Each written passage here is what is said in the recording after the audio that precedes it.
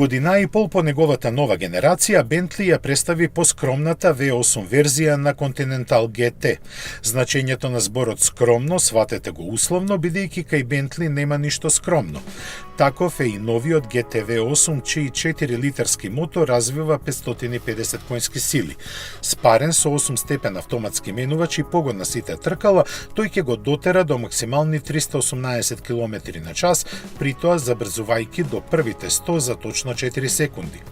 Овие бројки се доста слични со верзијата со 6-литарскиот W12 Mastodont, освен оние за потрошувачката и емисиите кои треба да бидат за 1/4 пониски.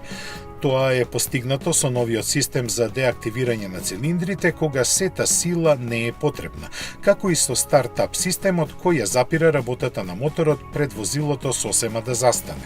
И цената ќе се разликува, но не до толку. Таа во моментов не е објавена и се очекува да биде пониска за околу 10.000 фунти. Другото се е исто. Нанапред поместената предна оска овозможи поелегантен изглед и помирно возење, а зголемената широчина повеќе простор за луксуз во внатрешноста.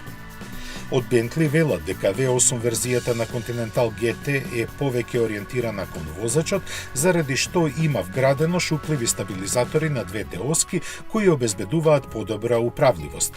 Исто така и адаптибилната шасија и воздушното ослонување специјално се прилагодени на тоа.